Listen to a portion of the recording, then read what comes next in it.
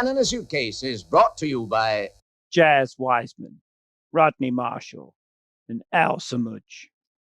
An ex-American intelligence officer suspected of treason, operating here without a license and carrying a gun. Hello and welcome to the third episode of ITC Entertain the World podcast. If you hadn't guessed by the opening music, today we're talking about Man in a Suitcase. I'm joined as per usual by my co-host Rodney Marshall. Hi Rodney, how you doing? Very well, thank you, Jaz. Great, and we're also joined today by Samujh, who I have known for about 30 odd years and I know him affectionately as Smudge. Hi Smudge, how you doing? I'm fine, thank you. If you want me to sort of give my credentials for this broadcast, I got into Man in a Suitcase in the 80s with the Central Television repeats, a long time ago now, and I was so hooked by it that I went on to find out more, did some private research, interviewed people like Sidney Cole, Kevin Laffan, talked to Freddie Francis, that sort of thing. Brilliant. Okay, so for me, Man in a Suitcase is where ITC really captures that swinging 60s moment in this series, unlike any other series, because the series prior to this were mostly in black and white, and I don't think they got it. The colour series that was being made at the time, the Baron just didn't kind of get it in the same way. And any series post Man in a Suitcase missed it, really. It's gone into sort of the summer of love and hippiedom, which is fine. But for me, this really captures that sort of 1966 World Cup win, swinging London. You know, McGill goes to West Hampstead, he goes to Kensington, he's in the cool parts of London. But also, we've got a really great and interesting lead character in McGill. We don't know his first name. There are so many layers to McGill, and we should talk about Richard Bradford, obviously.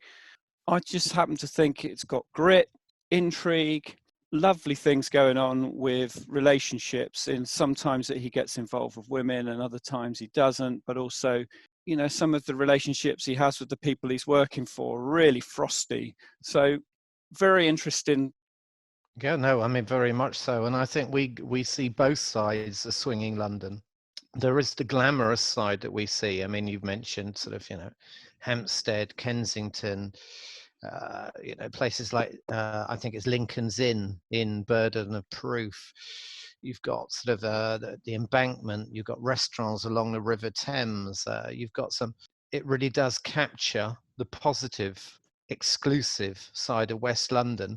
There is also the darker side of the swinging London. You know, that line from the Rolling Stones album Aftermath, where they say the pursuit of happiness just seems a bore. And a lot of the young women in Man in a Suitcase fit into that. You know, they're attractive, they're young, they're intelligent, but they seem to be completely bored by the whole sort of scene. So I think we get the vibrant swinging London, and we get the other side, which, you know, is the paradox of Man in a Suitcase, isn't it, in a way? Sorry, we certainly do. I mean, we get in variation, I think it's in part one, as we're doing the stock footage shots, you see that the Beatles are showing the Hard Day's Night at the London Pavilion. And in Who's Mad Now, I think it is, we get the location from the Hard Day's Night, the pub that was used.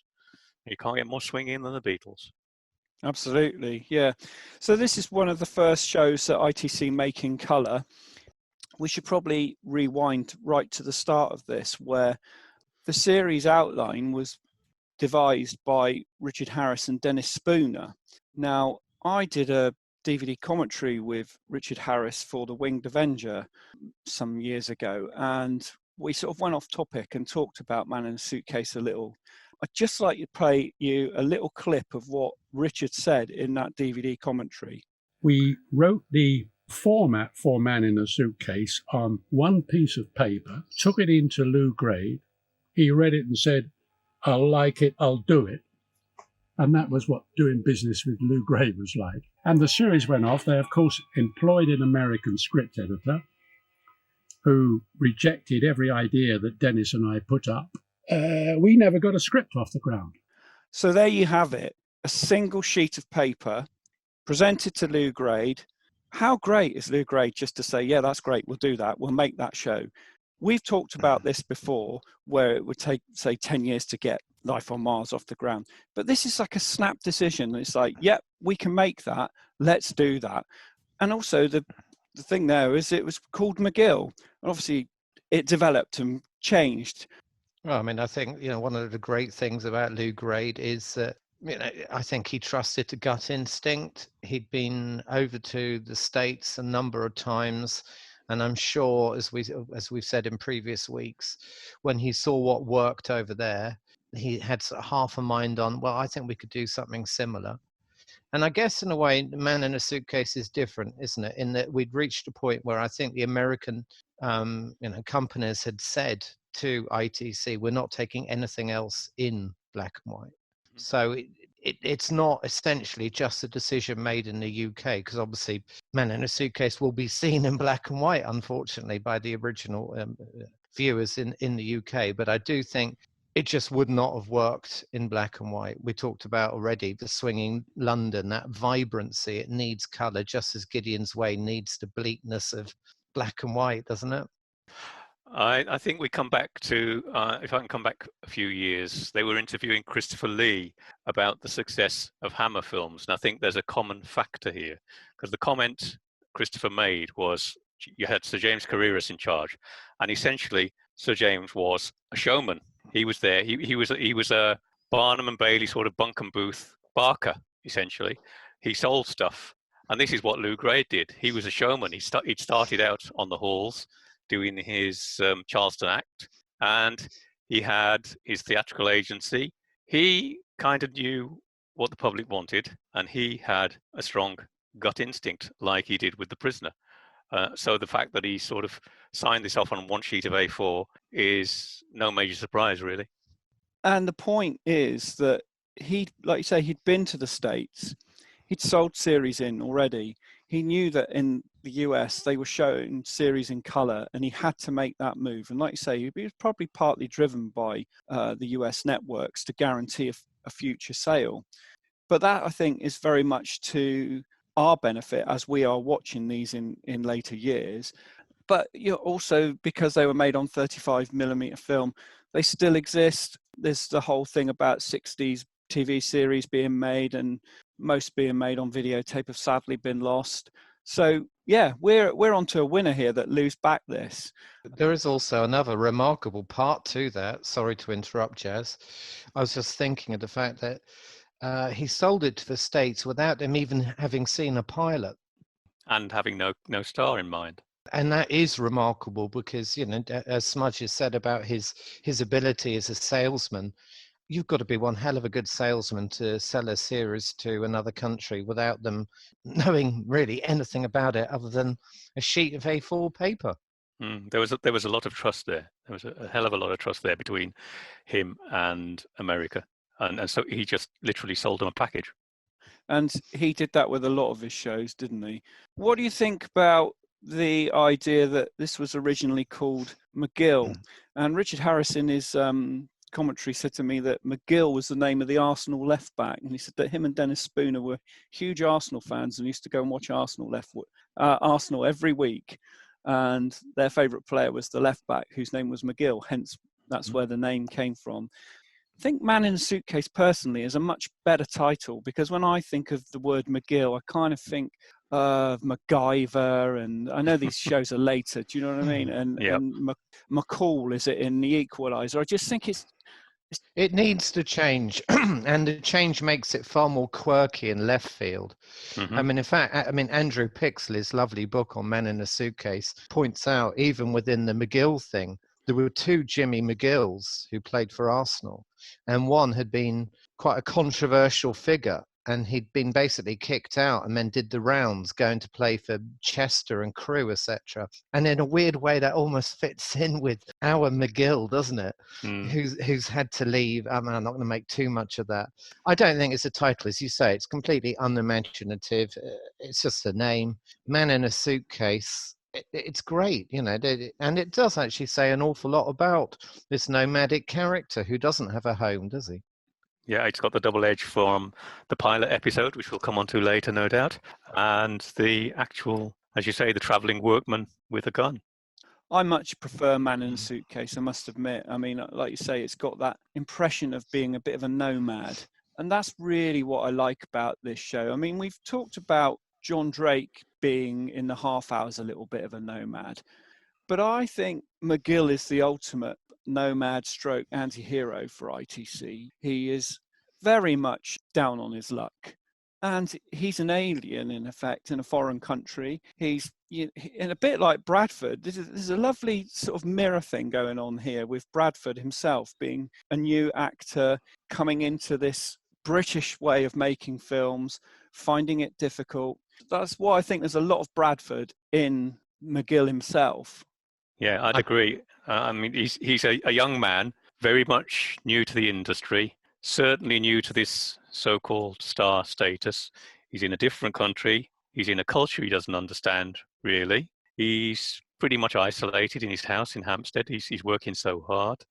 And he comes to an acting culture which is totally different from what he's trying to achieve. And so, as such, he becomes a bit of a Marmite figure to not only his fellow actors, but to some of the crews because of what he's trying to do. I think it's nicely illustrated by a little scene in Web with Four Spiders. When he's on the train, he's going up to Manchester, and you've got this quite genteel couple having a packed lunch opposite him, quite a sort of high tea thing, opposite him in the railway carriage. I don't think he gets that. He just looks and he gives a wry smile. And I think that sort of slightly encapsulates the culture clash for me. Well, as that said, it almost becomes a running leitmotif the number of times in the series. He's given a cup of tea and is disgusted. I remember in All That Glitters, when they've all been out looking for this little boy and they go back into, I think it's the church or the village hall, and there's tea in there, and it's one of a number of times. He's sort of like, why on earth do you people drink this? And that sort of does fit in, doesn't it, with what you're both saying about the fact that he doesn't fit in, as of course Bradford didn't fit in. And Richard then worked on that essentially because of his method acting style. When he came to people who were going to be, quote, the baddies in his episodes, he used the method. He steered clear of them. He isolated himself from particular actors just so he could get that proper response when it came to the screen time. And I think from what various directors have said, and in fact, a lot of directors who worked on that show were very fond of him. I know from what I've read from people like Robert Tronson, Freddie Francis, Peter Duffel, they all enjoyed working with him. But they did all say he had this, you weren't quite sure what he was going to do. Was he going to break into a big smile? Would he actually almost leap at Sid Cole? And that comes over on screen, doesn't it? You don't quite know. You're thinking, oh, how is he going to react here? And that unpredictability, I find actually part of his magnetic personality, both actor and character. Yes, the drama is all important to him. He wants to make this character real. He's said in various interviews how hard he tried. He wanted to make it the best. I just wanted to do the most real, honest portrayal of a guy, and to do things that hadn't been seen before on television. I really wanted to do that with all my heart and soul.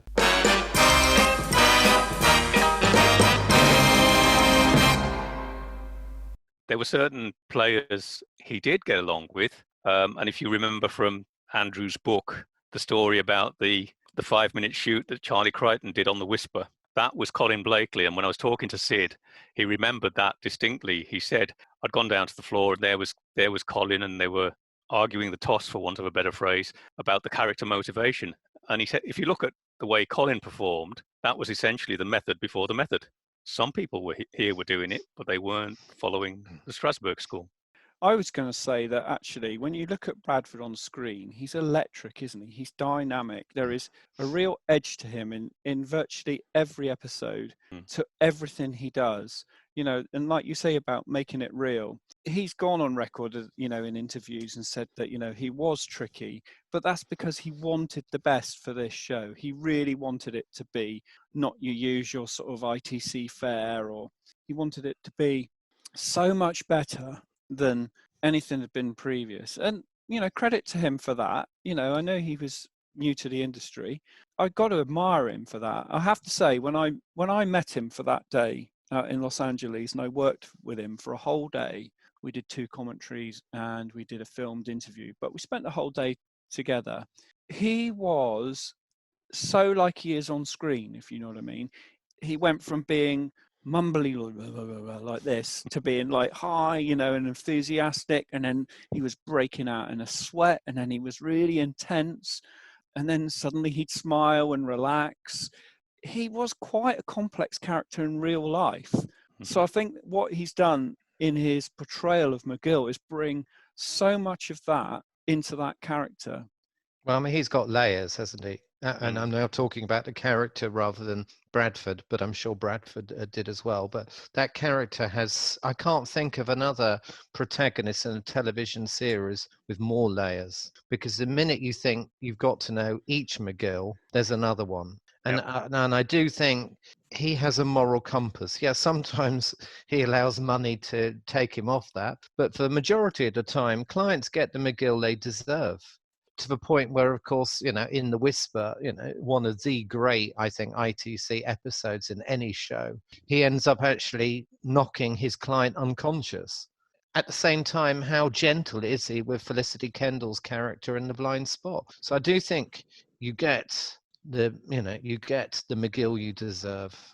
I would come back on that, and I would take slight issue with the thing about money, because I think in some respects, money funds his lifestyle, and he seems to be a driven man, and we get no better example than that than Variation, where he literally looks up Max to chase the million. But in other circumstances, as you say, you get the McGill you deserve. I think he uses money as a weapon because it's the only thing some of his more amoral clients understand. I think he hits them in the pocket. I think it's from somebody loses, somebody wins. And he uses that sort of sliding scale of fees to think, oh, you know, okay, you're a no good, you're an amoral person, I'm going to hit you where it hurts, and he ups the fees, and I think he does use it in that way to, as you say, give them the service they deserve. Yeah, no, I mean, I wouldn't disagree with that. The only thing I would say is you said fund his lifestyle. What lifestyle? He drives a Hillman Imp and tends to live in really sort of grubby, sort of almost guest houses, doesn't he? I mean, I think Bradford said somewhere in Andrew Pixley's book, what did McGill do with all that money? Because sometimes he's on quite good money. He doesn't really seem to spend the money on much, does he? Yeah, but that's the thing. I mean, we know, as Jaz pointed out, we know so very little about him. There could be a whole raft of stuff behind him that we're missing, that the money goes to. He could have kids in every state that he's paying alimony for in America. We don't know. So I suppose we should say that Bradford was seen, I believe, by Lou Grade when he appeared in The Chase movie with Marlon Brando, and that's how Bradford ended up being cast in the lead role. The production crew with this is quite an interesting one, because you mentioned Sidney Cole there. This is kind of where Danger Man ends and ITC, the crew, split into 2. Some go with McGowan to The Prisoner. The rest kind of stay with Sidney Cole and do Man in a Suitcase. So they're based at Pinewood. Sid obviously must have been involved with the recruitment of the American script editor, Stanley R. Greenberg. I think he is the man who basically is responsible for ripping up the sheet of paper with the series outline that Harris and Spooner had done. Yep. And basically saying, we're not going to do any of that, we're going to do it my way, which I think obviously annoyed very much Richard Harris and Dennis Spooner, because they weren't offered any scripts, they weren't offered anything. In fact, Richard said basically we just gave the bit of paper and that was it. We never heard of anything again. They were on Yep. small percentage. Sidney Coles spoke very warmly of him and Yeah. said, really, really got on with him. He said there were issues between Stanley Greenberg and some of the script writers. Mhm. But certainly I think Sidney Cole, didn't he, Smudge, say that he actually had a good relationship Yeah, with him? if I can bring you back on that one, I don't actually think Sid had, from talking to Sid, I don't think he had a direct input on bringing Stanley in. It was a recommendation from ITC America via Lou. But yes, Sid did say he got on very well with Stanley, so much so that some years later, he and his wife spent holidays at Stanley's home on the sea in Massachusetts. He said it was very nice. Kevin Laffan told me that he respected Stan as a script editor. He said he was a writer's writer, he understood writers, and he was very proactive, and he was easy to get on with in terms of writing. The brief was fairly loose because he said the last thing you want as a writer is too constricting a brief. He had his interview with Stan for the first episode, Essay in Evil, and he said we had a loose brief. I thought the concept, apart from the suitcase angle, was a bit mundane, but other than that, he gave me the chance to go away and play. I chose the mine scenario because it was something novel, it had never been done, and it gave us a chance to exploit the stock footage Scotland locations. And then on the opposite side of the coin, when Jan Reid came in as script editor later for Kevin's second story, he said he was a bit of a fussy person, a particular person, difficult to get on with. And Kevin knew Stanley had had issues with some of the screenwriters, but for the most part, they rumbled on. But he said with Jan Reid, he was a bit of a nitpicker who couldn't tell a bad line from a good character. Yeah, I can only really talk from the experience I had of knowing Philip Broadley, and from what he said to me was where he found writing for Danger Man an absolute pleasure, because he would go off to France and meet Ralph Smart, and they'd have a lovely lunch and discuss his latest idea. And it was always like, oh, I'm just going to set what story in Rome. And it'd be like, Ralph would say, yeah, fine, off they go and do it. Whereas he found writing for not Sidney Cole, I don't think, but I think the production not as pleasurable. But then, one script writer's different from another, isn't he? Exactly. I think the thing is, Stanley Greenberg was quite a hard taskmaster. I think that he got the script writers in there and he wanted to go through every single line. At the end of 2 or 3 hours, he might not have changed many, but I think probably as a writer, maybe that became frustrating. But I mean, obviously, one of the things that Richard Bradford is most critical of about Men in a Suitcase was the scripts. I didn't want it to be less than it could be, and we had terrible scripts. I think recycled scripts even, I don't know. Just knew they weren't very good. Well, they were writing Mickey Spillane, and I wanted to play someone else. They were writing this wisecracking, detective-like person, and, Sam Spade, all those guys. I just didn't want to, I wanted to be different. I wanted him to be more sensitive, more aware, more human, more...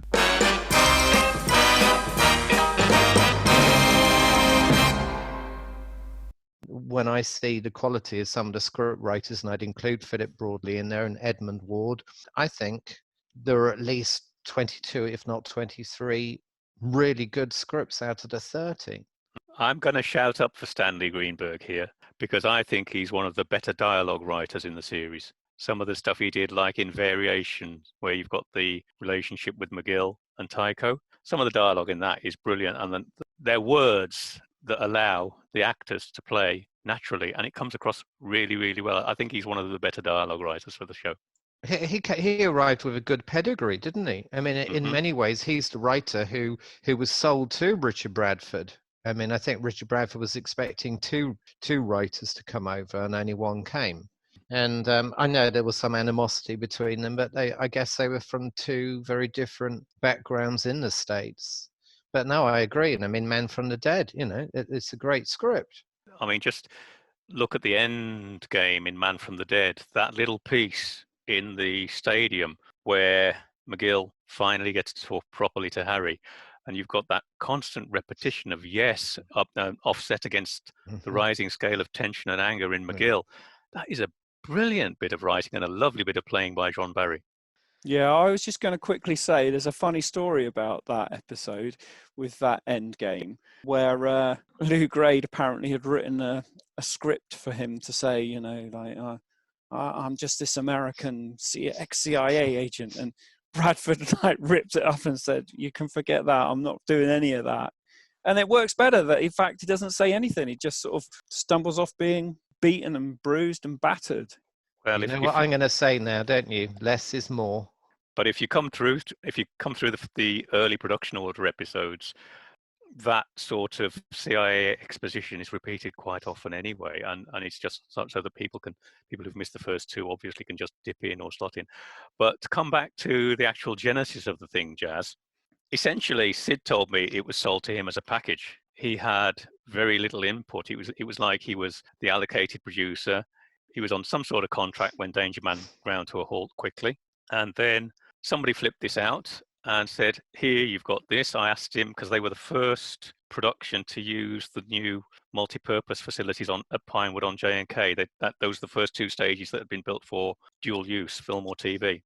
And I asked him how that was fixed up. And he said, oh, everything was done through the ATV organization, basically, Cumberland House or wherever. They would just give you a package, they would book the studio time, etc., etc. So Sid was essentially just seen as a safe pair of hands. How right that is, because if you do look at The Prisoner, that was in McGowan's hands. And what a bloody mess that ended up as. You know, they couldn't decide if they had 7 episodes, 11 episodes, 17 episodes kind of thing. The episodes were overrunning. He wanted to do everything. You know, he was a control freak. Whereas Sid Cole would, like you say, safe pair of hands. Right, we've got 9 or 10 days to make this. We'll make it. Right, we've made that one. On to the next one. What's the next script in the meantime? When's this one coming in? Who's directing that one? There was a negative about that, though, because Sid was very much a gentleman and he didn't like conflict on the floor. So he was a bit laissez-faire. And one of the big problems with the first transmission batch was the fact that Lionel Baines was such a slow lighting cameraman. This is one of the elements that got on Richard's nerves, I believe. There are negatives in terms of how the show was managed. Yes, it wasn't The Prisoner, but speed was an issue. And when we say about The Prisoner, almost, I mean, Man in a Suitcase is almost a forgotten twin, isn't it? And Robert Sellers speaks, I think, very well about this in his chapter Ghosts in the Machine, which covers the two of them. There are so many things that they have in common, particularly in terms of personnel, but also, I mean, the characters to a certain extent, you know, they are both ghosts in the machine. They think that they should be able to sort of exist independently from the machine and find that they can't. Everything from the music, the incidental music, the same person casting. Quite a few of the number 2s end up playing major roles in Men in a Suitcase episodes. I think there are directors that are even crossover, aren't there? Yeah. Don Chaffee leaves The Prisoner, and does Pat Jackson go over to The Prisoner? There are very much similarities. There are even very similar scripts, plot lines. There's, to me, there's a Checkmate episode of Man in a Suitcase. There's almost a Girl Who Was Death episode of Man in a Suitcase. And of course, obviously, as you say, Rodney, the music gets so prisoner-esque at times, particularly towards the end of Day of Execution. Well, I mean, Brainwash has got elements that are prisoner-esque, hasn't it? You know, at times. I just think it's fascinating because it does become the forgotten twin. When you look at the reviews at the time of the show, no, I haven't seen any TV critics who seem to warm to Bradford's performance, which I find amazing. You mentioned casting, so I've got 2 points on casting. Firstly, Rose Tobias Shaw, casting director. She loathed Richard for whatever reason. I tried to engage with her twice. Twice she came back very badly. She said it was possibly the worst professional experience of her life. Rose Tobias Shaw. I don't know if she did it on purpose. She just didn't like me. I heard she called me that no talent son of a bitch. So.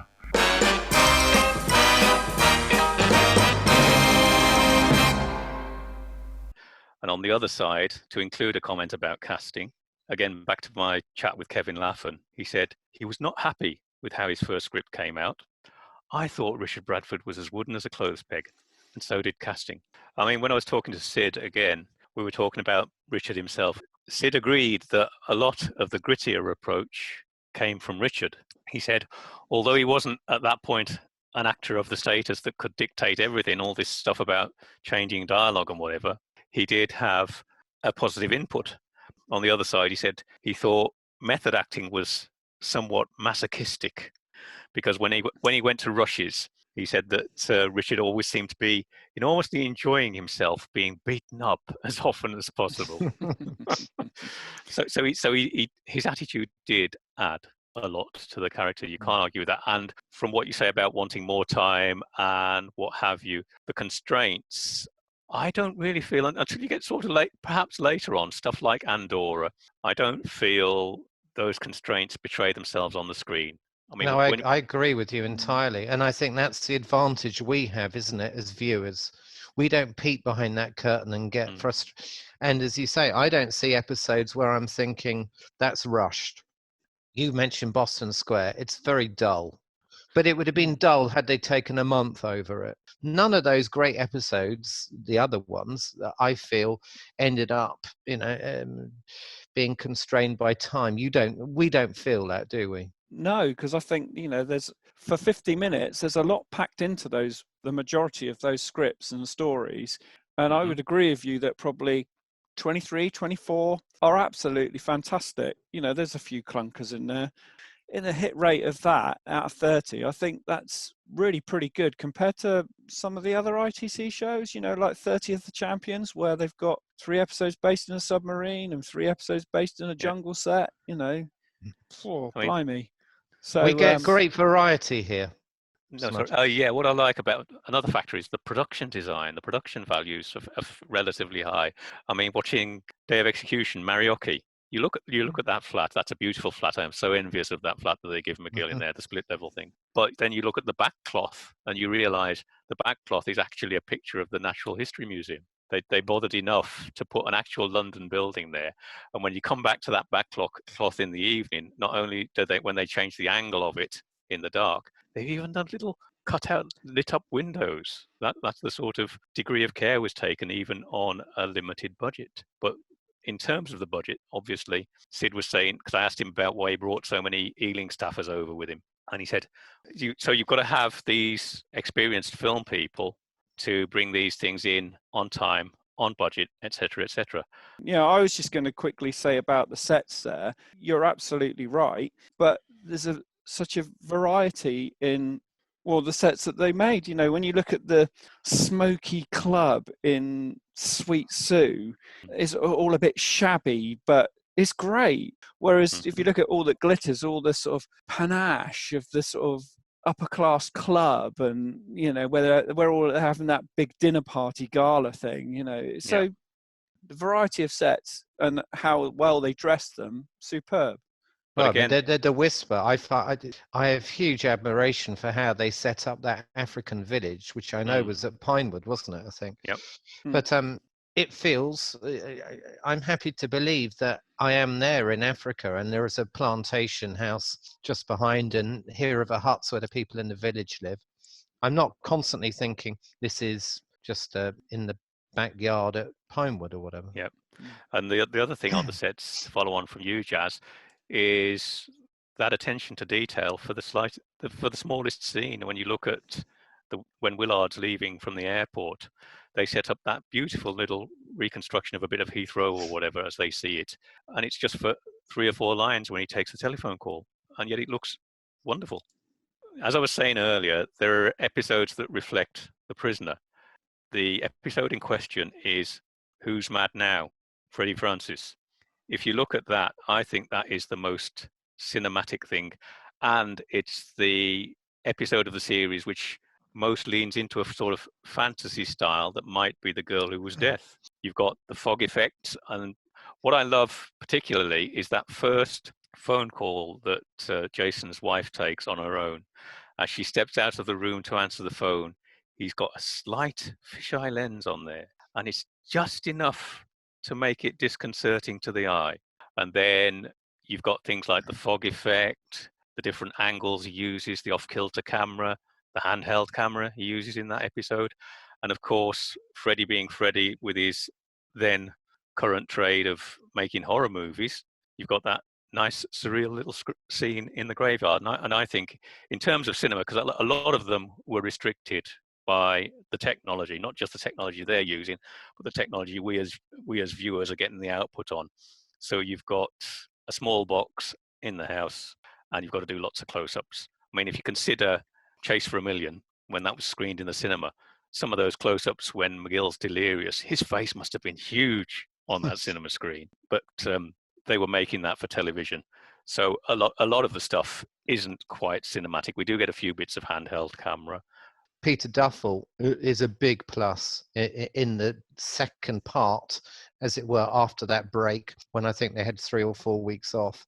I think he brings a real style to a lot of the episodes. So, it's something which had been used on other shows before, but he'll often shoot through a mirror, perhaps of a car or something. Or in Castle in the Clouds, which I think is one of the great episodes, he shoots from inside the girl's sort of dirty linen cupboard and things, and just adding those little extra stylish details that you don't necessarily associate with Man in a Suitcase. Yes. But they are there, I think, in the second part. I think they had a slicker production crew, didn't they, from what I've read, for that final 13 episodes.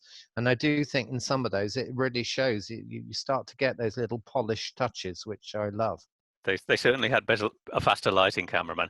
But you just reminded me, Rodney, talking of the shots that Peter used, there's that nice little trick shot at the end of Who's Mad Now when Robert Horton hits the mirror, and then we get a reverse from the other side of the mirror, and that's the sort of thing. But Peter, funnily enough, when I was speaking to Peter, he actually refers to the period of working on Man in a Suitcase as his apprenticeship. And he loved his time. He thought Richard was a bit of a pain in the posterior, for want of a polite phrase. But he said they managed to get along. They did the job in the end. We've got Jerry O'Hara in there also as a director. He'd done my dad's iconic The Hour That Never Was. But I think he does a very good job on The Sitting Pigeon. And again, what wonderful locations for that huge conservatory, which I think is Scion Park or something, isn't it? What a fantastic playground for the fight scene at the end of that. And he's another director who said, I think he says in Andrew's book, my favorite recollections of Man in a Suitcase is sitting around chewing the fat with Richard. What a beautiful man. We were talking about directors. We obviously haven't mentioned John Glenn. Somebody loses, somebody wins. I think it's probably up there among the great episodes personally in the run. And I just think that they almost recreate that East Germany really well, and the sort of bomb sites and then the sort of the mad drive to the border. And even then when the car's on fire, he's got to go back for his suitcase. And it's a good script. There are little nuances, as you say. When he gets into the car first, he taps the suitcase and gives it a little smile. My little friend. Suitcase is an entity, and it's almost a reflection of Man from the Dead, because it's McGill being used as a patsy to facilitate another defection. I think those directors, some of them, enjoyed the tension. I know that Robert Tronson said how much he enjoyed the tension, and Freddie Francis said they never ever fell out for a minute over anything when they were working together. Yes. I think there's probably something quite exciting, because television, it lacks that sort of cutting edge you'd get in the theatre where something can go wrong. Okay, we can refilm it. And I get the impression that they're there and they don't quite know what they're going to get from Bradford, as we said earlier. And that probably does have an exciting side as well as a frustrating side, I would imagine. Yeah, well, Freddie said it was one of the most enjoyable filmed TV series he worked on. And he said Richard was an absolute joy to work with. He said anybody who found a problem with him, the problem essentially was that you hadn't gained his trust. Well, I think he had a bullshit detector, didn't he? An inbuilt one. Yeah.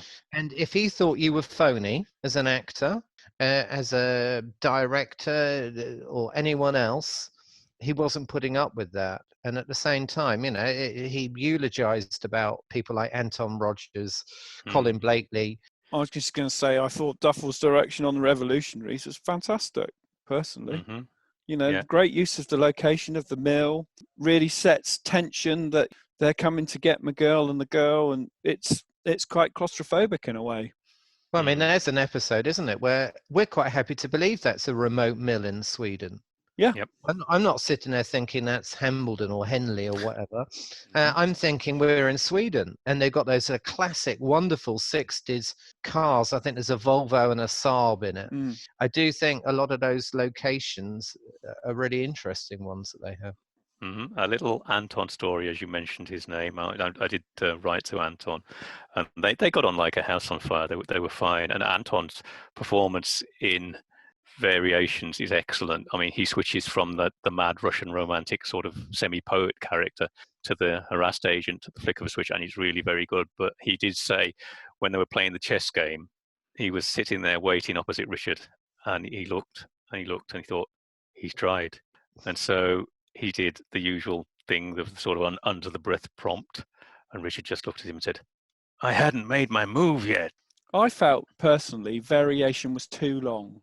I have to say, I think it would have been better if it was a single episode. I think there was quite a lot of padding in it.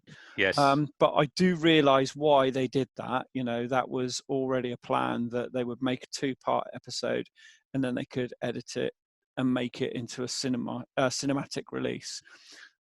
I think one of the problems is he has such a good rapport with Anton Rogers that you miss Anton in the second part. I was going to say, once Anton Rogers is sort of bumped off, that's it really, isn't it? It gets a bit, and the bit on the boat I find really slow. And episode 1 loses pace as soon as he starts to arrange the travel, and the bit on the boat, there are some interesting touches in it, but it does drag, and you do wish it could have been a bit tighter.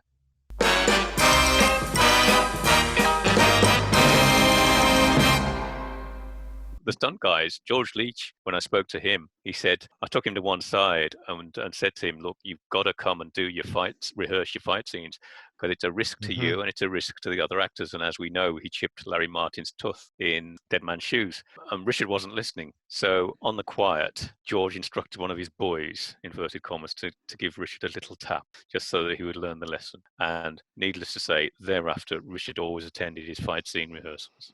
Frank Mayer said the same to me when I spoke to him about Man in a Suitcase. He said that Bradford refused to rehearse the fight scene, and then when it came to the fight scene, he actually punched him, and then Frank let it go, thinking like, you know, he's new to the system, he doesn't know it. And then there was another scene where he had to do, and Bradford did the same, and Frank said he had a word with him, and Frank's way of having a word with someone was usually like giving him a punch back, and then saying like, don't do that again.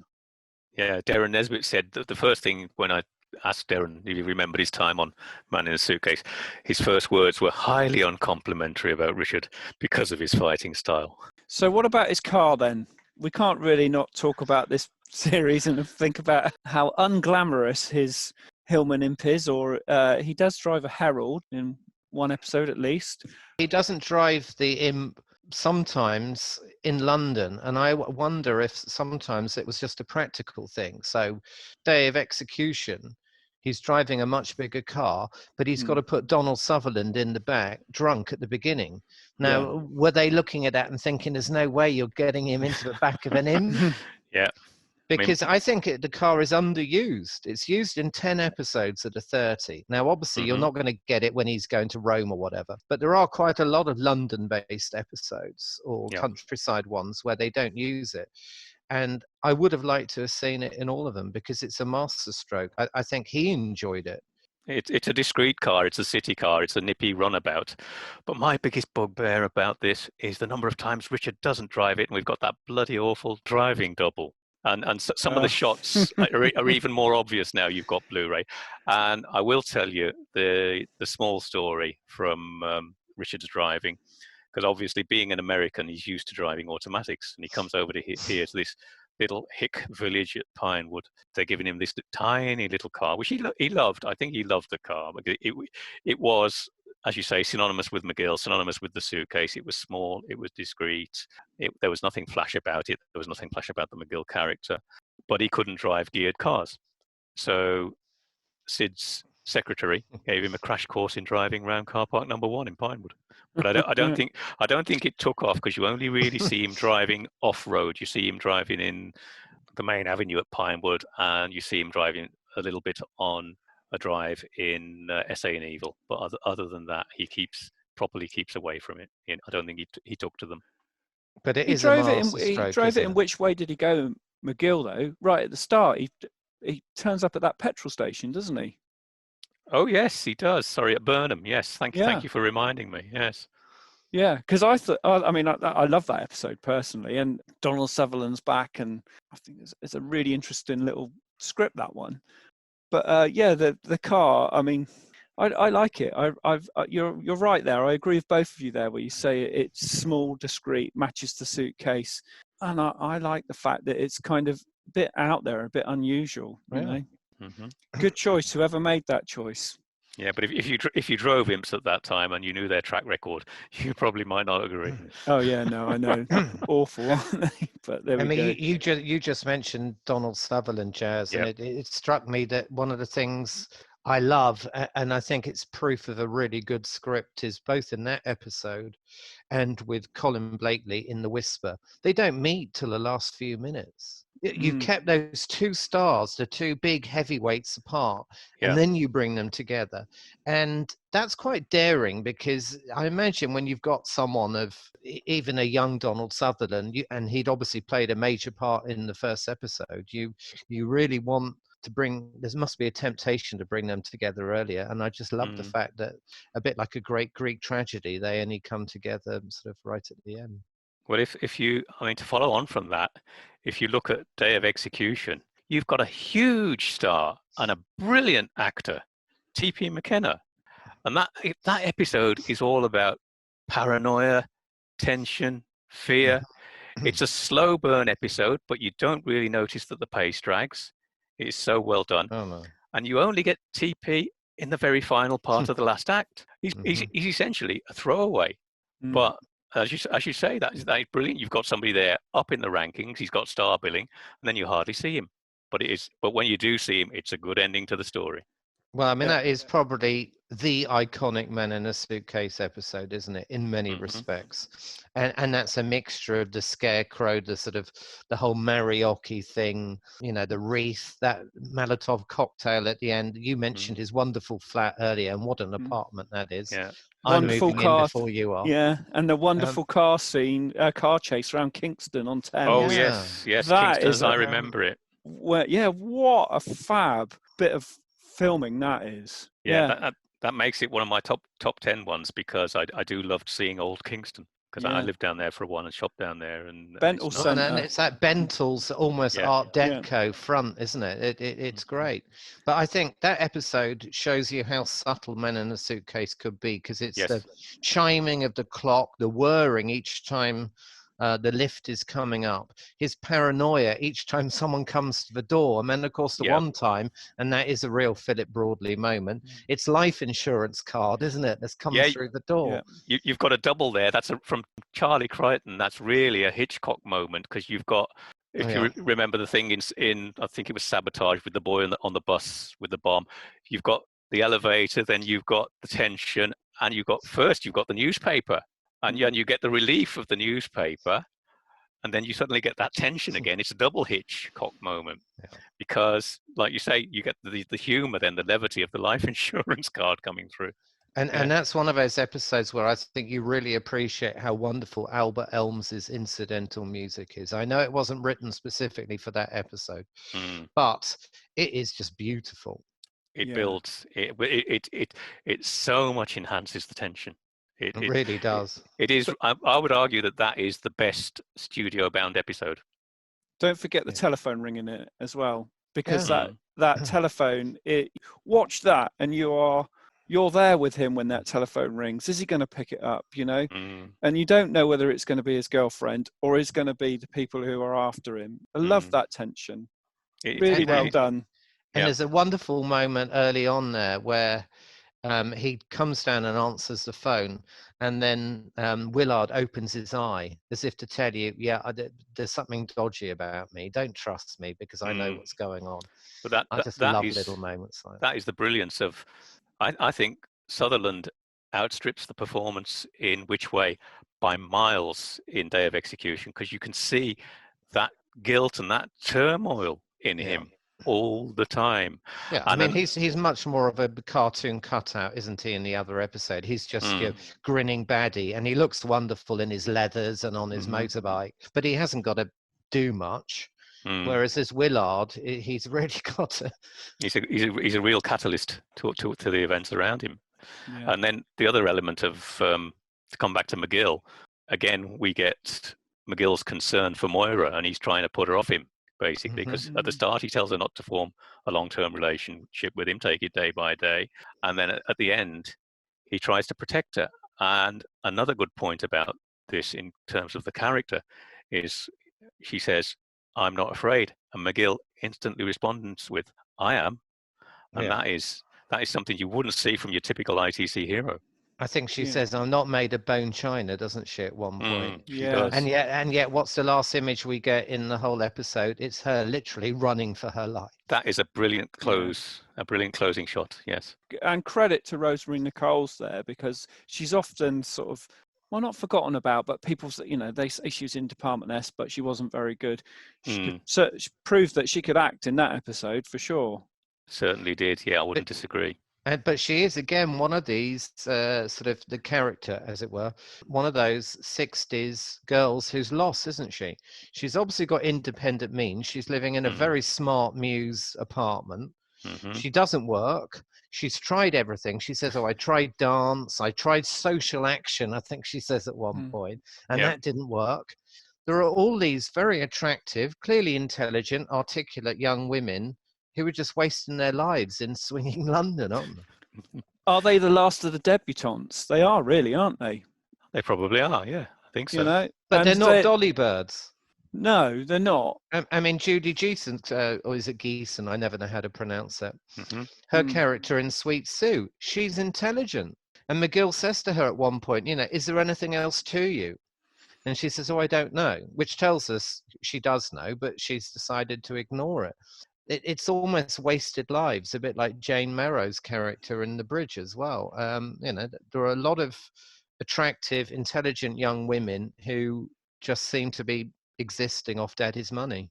Yeah, poor Jane Merrow. I felt so sorry for her in that episode, having her act against Rodney Bewes. If there's one episode that I cannot bear, it is The Bridge. So I'm going to skip on that one, if that's all right with you guys. Yeah, but I think Rodney's comment is a good one. Jane Merrow is sort of so typical of that swinging London look, running around town trying to find kicks and whatever. And she says, "I've heard," doesn't she say to McGill, "I've heard every chat up line there is." And you're thinking, jeepers, you're 20 and you've heard it all. Yeah. And Sue is about 20 in it, and she's heard everything. They're tired out and burnt out already, aren't they? It's almost a second Jazz Age. It's almost like a second Gatsby type. Well, we've done all the parties, we've done all the drinks. What's next? You mentioned Boston Square earlier. If I could just quickly mention that. And Richard made a point about this, and we touched on it very briefly about recycled scripts. I always had the feeling that the Boston Square felt like a rejected Danger Man script. And I think that really quite shows, and that's probably why we're not really very complimentary about it. Actually, I don't mind it, to be honest. It's not terrible. It's just dull, isn't it? Yeah. I mean, if you put Peter Arne to one side, and, I like him, there are some quite dull guest actors in that one. There's no... It feels like a sort of half-developed idea, doesn't it? And then they needed something quickly, and it was just like, right, we'll fill in the lines here. And that's quite a nice location in there. They'd filmed that on the Isle of Wight, and the Corfu little port is the Isle of Wight, and it all looks quite attractive. It just, as you say, it's a half-developed. As I said earlier, you'd look at that and you wouldn't think the same bloke directed that who set the style for The Prisoner, because it is so leaden. But moving on from Leaden, we should talk about positives, because I wanted to say about how great some of these scripts were and some of the writers. I mean, I particularly like Edmund Ward's Web Before Spiders, Burden of Proof, which I think is absolutely brilliant, which we haven't mentioned yet. Dead Man's Shoes, which I really like. Sitting Pigeon, great. They're all four of his are superb, aren't they? Yeah, Burden of Proof, though. What an episode. I think the more times you watch it, you see more things. So, for example, Wolf Morris's character, he's not simply an evil torturer. I mean, he is treated in a completely racist way. Even the chauffeur who drops him off at the embassy refers to him as a mulatto or something, doesn't he? Yeah. And you get the feeling that the president in charge, who I think has been Harvard educated or something, hasn't he, and doesn't understand the people at all, does Wolfe Morris actually have the people's interests at heart, and he just thinks the end justifies the means? I don't know. And yet you then got that demonic moment when he is brushing his hair with with the guy's brush while he's being tortured in the next room. Yeah. John Gregson. I think what you get with Burden of Proof is you get a brilliant script and you match it with a complete commitment to that script by those players. I mean, I think you've got 4 or 5 seriously good guest actors. You've even got Delgado playing like one scene, haven't you? Yeah, I mean, Nicola Paget's great in that as well. And like I say, John Gregson is just superb in that. His devotion to that sort of cause that he has to do, the work for the president. I just think that is such a wonderful performance. It is. And again, you were talking about Web with 4 Spiders. You've got another excellent performance from Ray McNally. Yeah. That is because lovely one. He is so repugnant when he's drunk, isn't he? He's pretty repugnant. When he's finally let that face down and he says, "What are you looking at?" And we're looking at the same thing McGill is, as in, I just think he's wonderfully disgusting in that. He's incredibly patronising when he's sober to poor old McGill. He pays the price for it. Yeah, there's a lovely line in that where McGill is talking. I can't remember the actor's name. When the actor says to him, "No one escapes the machine, McGill. Not you." Simon Oates. Simon Oates. Yeah. Not Simon me. Oates. Not Norbert. No one. That little line is kind of the crux of the whole episode, isn't it? And in the same episode, you get a brilliant line from McNally as Norbert, who sums up what he thinks McGill is. A hired man sweeping up the dirt in other people's lives. Brilliant lines. And what I also like about that is the frisson between Martha and McGill. That thing when he's lying on the couch and he orders breakfast. Yeah, he orders breakfast. You can feel the spark, and you're thinking in different circumstances, these two would have got together. I really like Edmund Ward's scripts. But I think Philip Broadley came in strong with his 3 as well in Day of Execution, Sweet Sue and Find the Lady. I think Day of Execution is probably in the top 3 for me, easily. Yep. We should also talk about the directors, though, because there's that Ealing connection that Smudge mentions, that Sid got a lot of Ealing people involved. Peter Duffel, I thought, was great. Freddie Francis was great. Robert Tronson, Charlie Crichton. I mean, Herbert Wise, I thought, was great for All That Glitters, but he just didn't come back. He actually does a few playful shots. I can remember in the teaser when they're looking for the boy and you see the view from the other end as the policemen are looking in these pipes, etc. Oh, yes. He's quite happy to put some nice little touches in there. I was going to say that's a lovely little touch, yeah. Apart from perhaps the Boston Square, I don't think we suffer any real directorial catastrophes. And I mean, in terms of guest actors, we've got we've got a pretty good run here of super guest actors, I think. Although McGill is, as a character, is pretty serious, there are elements to him where you do see a more humorous side. Yeah. And I think he can do humour. I think one of the problems is the first 2 attempts they had in the series at doing lighter, slightly satirical episodes are 2 of the turkeys. So for me, Jigsaw Man, I also think that The Man Who Stood Still, personally, I think is fairly awful. But I think later on in the season, in the series, an episode such as Castle in the Clouds, if you look at his rapport with Gay Hamilton's character and a lot of the humour in that episode, you've got Gerald Flood, who's ex-Eton, the character is, and he just has no idea what's going on in the real world at all. And McGill keeps saying to him, when are you going to actually work out the coincidence? It doesn't exist and all of this. And he does have a real lightness of touch, often with the female characters. But also, as I say, when you say about him smiling, as soon as he smiles, he lights up that whole screen. Just as when he pounces, he lights it up. Yeah, there are little lines all over the place. He does ironic humor when he's first confronted by Martha in Web with Four Spiders, and she tries to block him from seeing Norbert. He breezes past her and says, "You've been like the breath of spring." So I think one should dispel any myths that the Man in the Suitcase is devoid of humour. His relationships with ladies, I mean, one of the things that he did like the female actresses, he said in his interview he's tended to spend lots of his time hanging out with them because he found them a lot easier than the male actors who were sent for episodes. But there were some wonderful guest leading ladies in this show. Felicity Kendall, whenever there's a repertoire of her career, they seem to forget that she was in Blind Spot, and I thought she did really well in that. Well, she's perfect. I mean, she is so adorable as a character in that episode. And they have such a wonderful, gentle rapport. Okay, it sort of borders on romantic. And I think they have a beautiful rapport in what I personally don't think is a brilliant episode. McGill does proper romance as well, though. I mean, you look at the relationship with Tycho in Variation, and I come back to Stanley Greenberg's dialogue, allowing them to play such good scenes. You get so much backstory in that episode. They do play it so naturally, and the concern that Tycho has for him. Somebody loses, somebody wins. I think it's probably up there among the great episodes. I think there's a remarkable chemistry in that episode between Bradford and Jacqueline Pearce.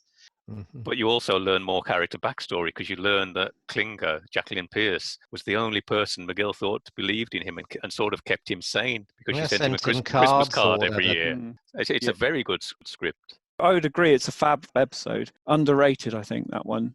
And again, it's very different, isn't it? There is almost a Bond-esque, I'd say better than Bond in a weird way, because it's got more emotion to it. But I mean, it's very different, again, from any other Man in a Suitcase episode. I think, if you drew up your top 15 of the 30 episodes, you've probably got 15 quite different episodes to each other. The Whisper is completely different from anything else in that whole run. And how daring is that script? What a script.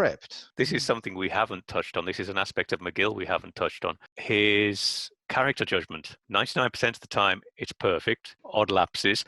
But The Whisper is such a strong demonstration of his judgment and his faith in Alfred Porter. Very good scripting. Well, he says, doesn't he? He says, I know who this guy was. I don't know who he is, so I'm not going to judge him yet. Yeah. Which is wonderful. Really nicely done. And isn't he asking us to do the same thing? And we do, don't we? It's a wonderful... I just think in an ITC script, to take someone who not only is is a mass killer, but admitted enjoying doing it, to actually be able to believe at the end that he's almost saintly, that's a hell of a script. It's got to be a pretty good performance from the actor. And does it get better as a guest performance than that, Colin Blakely? I don't think so. Yeah, probably not, to be honest. The moment of punching Patrick Allen's lights out near the end as well, it's great. Yeah, and his wife's a real Lady Macbeth character.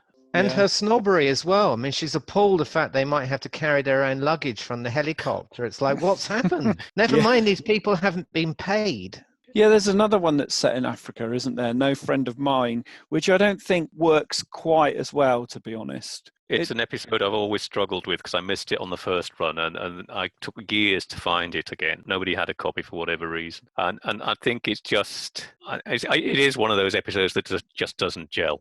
I also think McGill's slightly out of place in it. I know he'll say, he'll take any sort of job for money, but I even think, in that one, does he need the money to do that? Well, I guess, Dead Man's Shoes is another one where you've got to question why he's taken money off someone he's never met over the phone, taken the cash and is now in this village. And I think it's Gerald Sim, isn't it, as the policeman, who says to him, don't you have any morals? Don't you actually look into who your clients are? And they're two rare sort of slip-ups by McGill, considering he does have a moral compass. I do like Dead Man's Shoes, so mainly because of the location work. Yeah, it's great location work. Story is mainly second in that one, I think, and location is probably first. I mean, I love all the fact he's walking around Fulmer and, the locals are eyeing him up and sort of waiting for him on the back path to give him a good kick in. The Pigeon Air thing is a wonderful set. You just dovecot. know the first time you go in, the dovecot, sorry. You know the first time you go in there that there's going to be a fight later on, and that Yeah. that sort of wheeling It's a set round ladder piece. is going to be used, isn't it? Yeah. Yeah. It's a But real Chekhov's gun or whatever moment. You know it's going to come back. But it's nice not to be on a backlot redressed street like we would be with the Saint or the Champions, where the street was redressed so many times. It really is quite a difference. And the joy of the joy in inverted commas of the Blu-ray is you notice that when he walks into the double-fronted shop at Denham, there's a load of people in the background watching the filming from the shop. Yeah, I guess that is one of the real positives for this show. Because it was at Pinewood and not at Elstree, like you say, it's not the Elstree backlot redressed from the Champions, the Saint, Randall and Hopkirk, Department S. That, it kind of becomes a bit of a fun game, actually, to sort of see where it's coming up again. And that hall, what's the name of the hall at Pinewood? Heatherton Hall. I mean, that's just a wonderful building, isn't it? You're happy to believe it's where the priests are training in Whisper or whatever else. It's a fabulous building. I mean, yes, the Finders Keepers village set takes some hammering, but they do use good redressing and a lot of different angles. And there's not an inch of the Pinewood backlot that isn't exploited. But unless you're a die-hard fan, you don't really notice it on first look or second look. Just a little funny snippet from the location thing, or the use of Pinewood rather. When he comes to the end of the chase from the Anchor in Man from the Dead, when he's chased back from the Anchor pub, he turns out in front of that group of pallets stacked against the wall, and that's the same group of pallets you see Sean Connery drive past in the Aston Martin in Goldfinger, and they stayed there till at least the early 90s, just sitting in exactly the same spot. But the thing is, you've got a liberal use of locations, but I don't think you really notice that strongly when you come back to a studio-bound episode, because the scripts are so good. The thing keeps your attention. Mm-hmm. Richard Bradford keeps your attention. He's got that magnetism on the screen. I was going to say about Richard in more later years, how he looked back on the show. And he was very open to people talking to him about it, and he was very honest about his time in England and how he behaved, and perhaps he didn't handle it very well. He was very keen to explain to me that they wanted it to be a bit sort of Sam Spade, and he didn't want that. He wanted it to be as real as it could be. And he made himself difficult with directors and actors and actresses and stuff, and, particularly Rose Tobias Shaw, as we mentioned. But I think when he looked back on it, he had a great fondness for this show. I think this show is a lot better than he remembered it. And he's a lot better than he remembers it. And maybe it is that old thing of a fish knows nothing of water.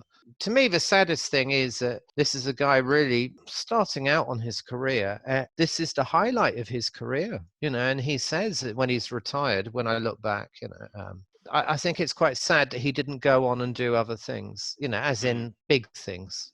Can I sort of pick you up, Jazz, on that? Did he mention the Variety interview? He didn't mention the Variety letter he wrote. We do know what he said. And he said, basically, there's no coming back for a second series at any cost. They could pay me $500,000 and I'm still not going. Which I think was rather hot-headed of him at the time. And I don't think he probably thought about that particularly well. Can I sort of give you something that you may not know? Well, you probably won't know because it's from the Sid angle. That Variety interview caused considerable distress with Sid, with the crews, and Sid actually wanted to reply. But this is where you do get influence from the top. Lou Grade told him not to. And of course, on the back of that, when I was asking about, was anything ever considered for the future for Man in a Suitcase? And he said, no, there wasn't even a thought. No scripts were commissioned. There was nothing left over. Absolute zero. Well, considering the show was about to be shown and was at ABC in America, it was pretty stupid timing, to be honest. But again, maybe some of that was frustration. Maybe some of it is naivety. And as you said, Jazz, I don't even think had things gone swimmingly between all of them, there would have been a second series, because I think by then this was the way. We do a series and then we come up with another idea and we do another one. And in closing on that point, Mrs. Bradford did actually write back to Sid and apologise for Richard's behaviour and said essentially what you were saying. He's been a bit hot-headed and impetuous. But he said, I was an idiot. If I hadn't been naive and young and inexperienced, if I'd realised what I was getting here, I was the freest I'd ever be in my whole career. And that always makes me sad when I read that.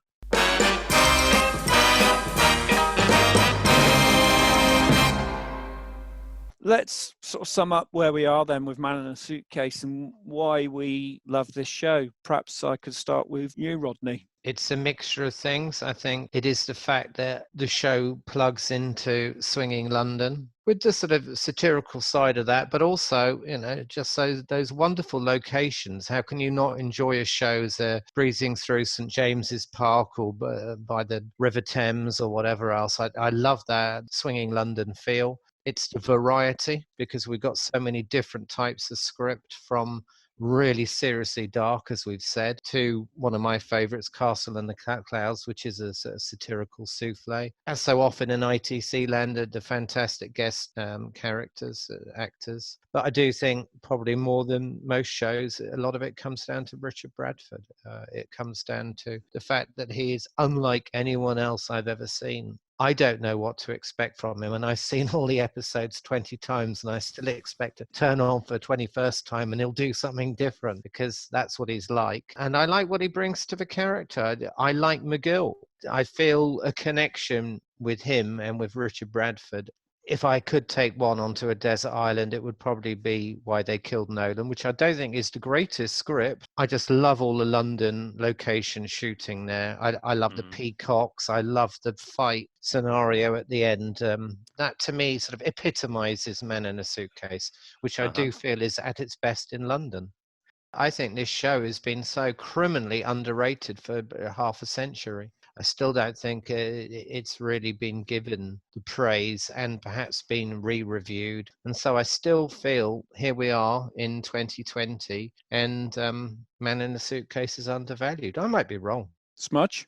Just to pick up on Rodney's last point, I think it's developed since the 80s and it has come more into parity almost with The Prisoner. For me personally, as with Rodney, it's a social capsule. It shows London at the peak of its powers, swinging 60s, even if the rest of the country didn't swing. We all bought into that myth, didn't we?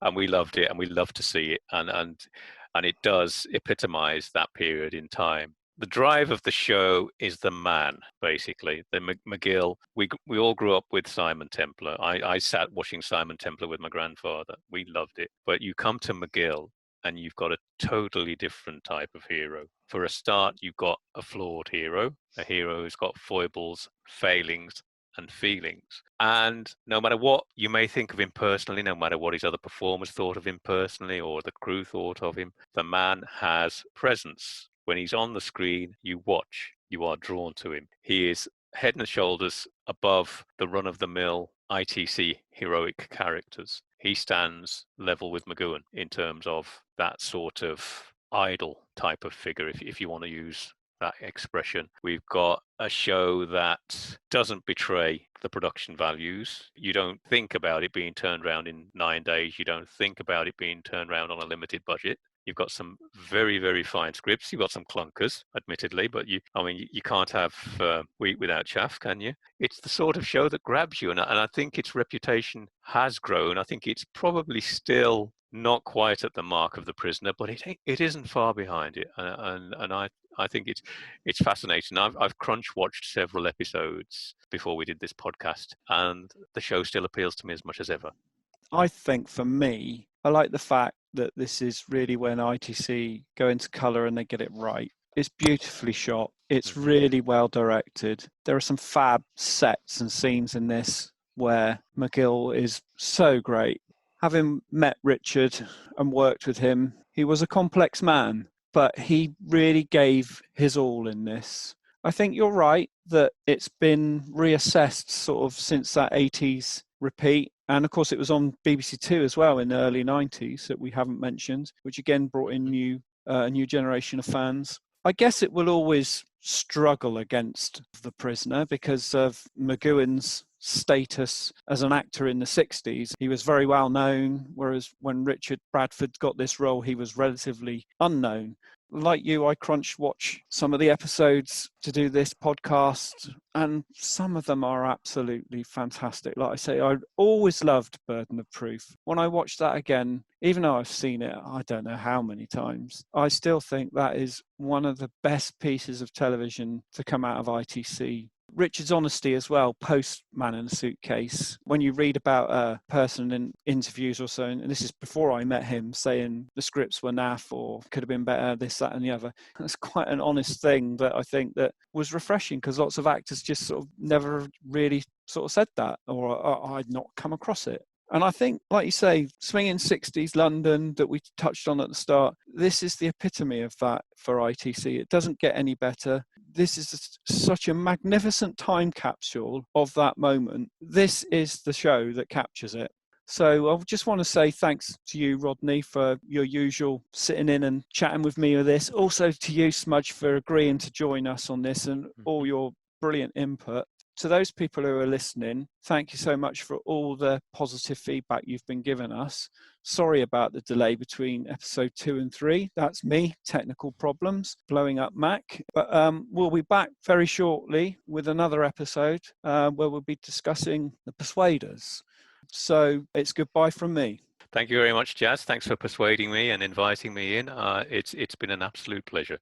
Oh, and a pleasure as always, and it was lovely to chat with Samujh as well. Get an expert on the show in to chat away with is brilliant. And on that note, we say goodbye. You have been listening to episode 3, Man in a Suitcase, of the ITC Entertain the World podcast, hosted by Jaz Wiseman with Rodney Marshall and Samujh. This podcast was made on location and edited and produced by Jaz Wiseman. It was a Bitter and Twisted limited production for The Morning After.